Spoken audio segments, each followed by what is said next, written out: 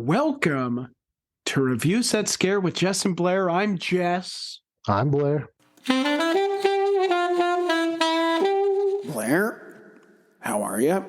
I'm doing good, man. How you doing? I am also good. Still recovering from the awesome weekend, which was Calgary Horror Con, but very excited to chat about day two.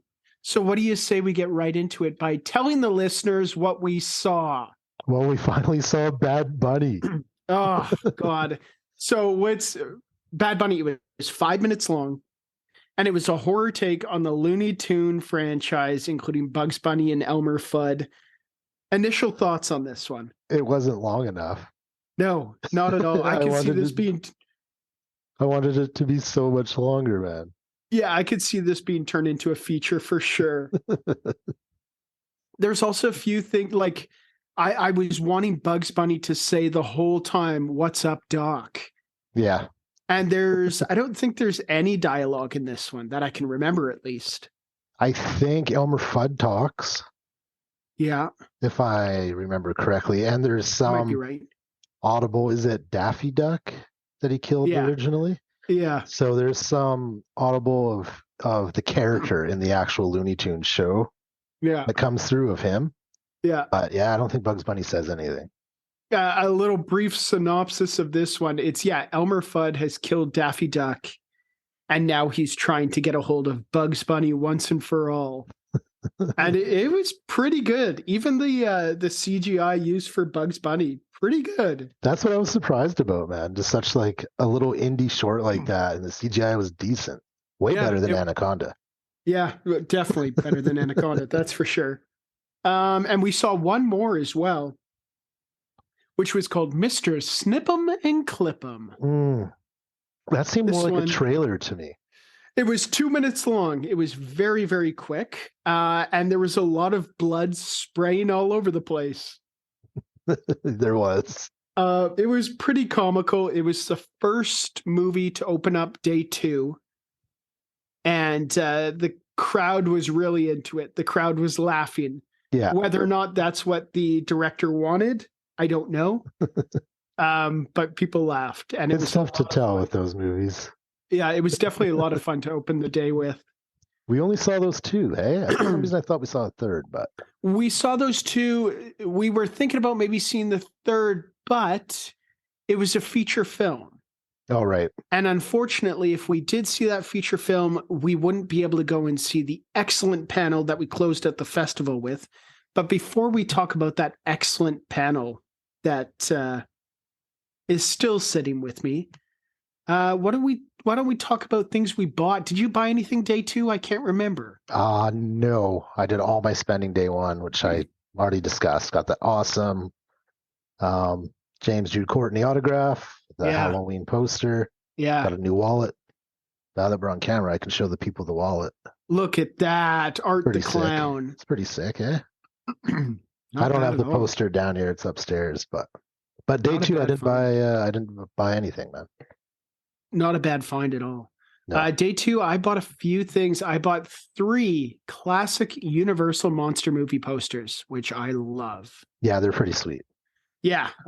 Creature from the Black Lagoon, The Black Cat, and Bride of Frankenstein. Yeah. And they look excellent.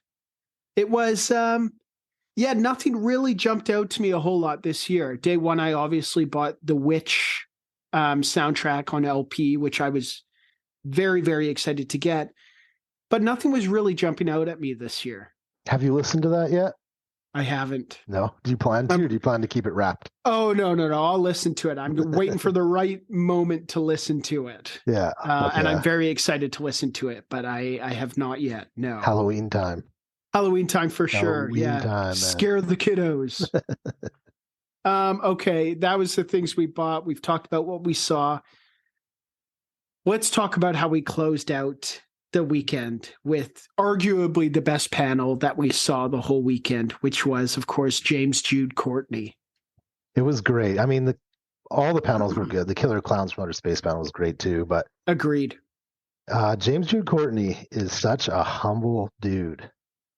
Crazy, right? Such a humble dude. And it is crazy how much training he has in the martial arts. Yeah, big time martial arts training and a big time boxer. He had mentioned that boxing was kind of like his thing, and Aikido as well. Hmm. Also a super spiritual guy. Yeah. He say he did ayahuasca with like people? Yeah, and then he did. It was like it. I think he was talking about how he like for a week beforehand had kind of prepped with the. I guess the. I don't want to. I don't know if it was shaman or the holy people that he was with, and he was basically prepping himself for this ayahuasca Yeah, experience. that's right. Yeah. And he had mentioned that he was there like a week ahead of time before he actually did it. Um, That's Yeah, crazy, man. he seems like a person who has it completely together, Yeah. who knows exactly who he is, Yeah. which is not something I was expecting at all No, when it came to very the guy fucking who confident, played man. Michael Myers. Yeah, Yeah. very fucking confident. I also loved how fondly he spoke of Jamie Lee Curtis. Yes, he did. He really did. Yeah. I noticed that as well. There was a moment where he was talking about I think it was in the last movie where he has a knife in his hand. And there's a stunt bit where Jamie Lee Curtis is supposed to take the butt of a gun and slam it into the knife. Yeah. And he was talking about how he was going into it and he said, "That's a broken hand." He said, "I'm going to break my hand this shoot." And he said they did it like 50 times. They took 50 takes and Jamie Lee Curtis knocked it out of the park every time. Yeah, she hit it every time. Right And he on the did say button. both of them, for the most part, did all their stunts, like even Jamie, Yeah. which is Yeah. crazy. He, I go ahead. I was just gonna say I like the answer he gave when a person asked him about the controversy about Halloween Ends. Yeah. You know, how he can see it, but he believes in years to come it's going to be a cult classic, just like Halloween 3 is.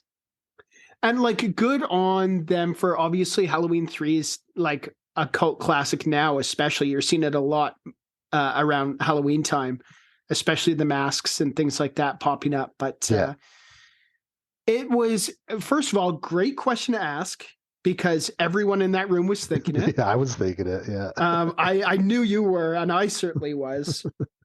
And like it could have been such a brush off question where he was just like, "Come on, man, like I'm not going to answer that." Yeah.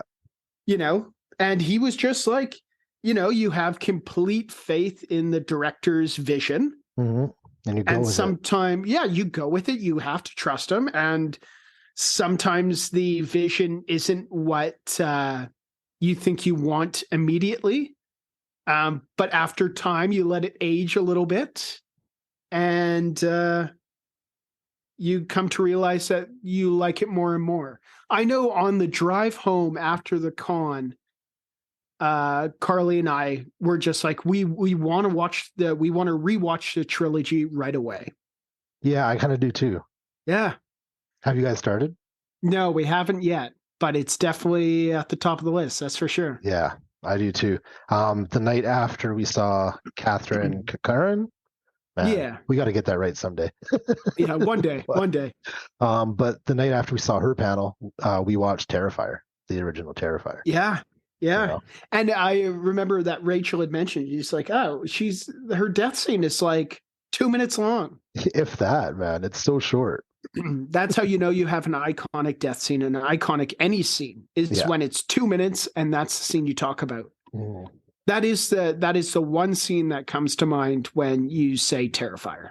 Yeah. Yeah, especially the first one. Oh, especially the first one. No doubt. No doubt. It was, like I said, it was a great way to end off the con. All in all, I think it was really, really good. I had a blast, man. I had a blast. I'm excited for next year. It was obviously the first year. The first year you do it, you're in complete awe because you go in, you don't really know what to expect. Or what to do. Or what to do, or what they have to offer. And year two, I think we were a little bit more comfortable with it. And we had planned things out a little bit more. I think this year there was definitely things that we wanted to do. We hit up some panels. There was a lot of movies that we wanted to see that we ended up seeing, and a lot of movies that we wanted to see that we didn't end up seeing either. Yes.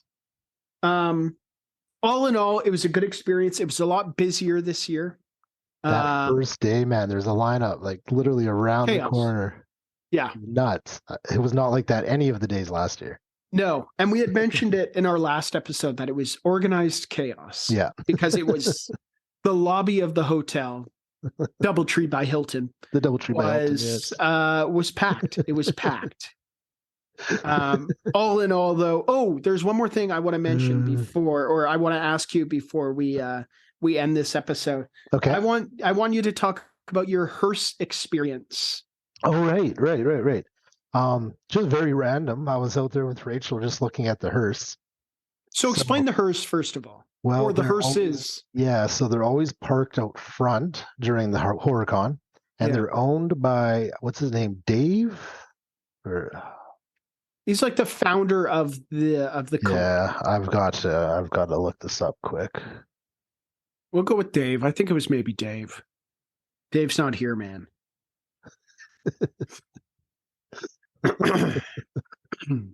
Right, Dave's not here, man. Oh, Dan.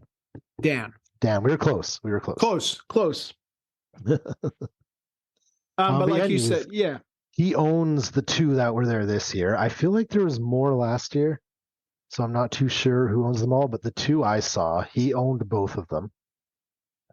And one of them is covered in artwork by Chris Lebrenz, who's an amazing artist, really good with horror. He has a booth every year at the con. He's done my tattoo, my horror tattoo. His artwork's all on the outside of the one hearse. And so I was just kind of checking out the outside of them, and Dan showed up and just started chatting and started opening it up, just giving me the grand tour.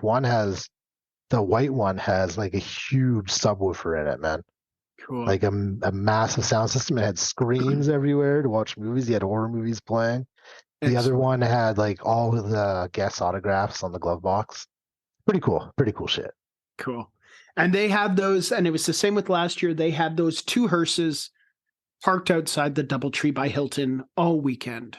Say it again. The DoubleTree by Hilton. This episode brought to you by. Most definitely not. All in all, great weekend. Very excited for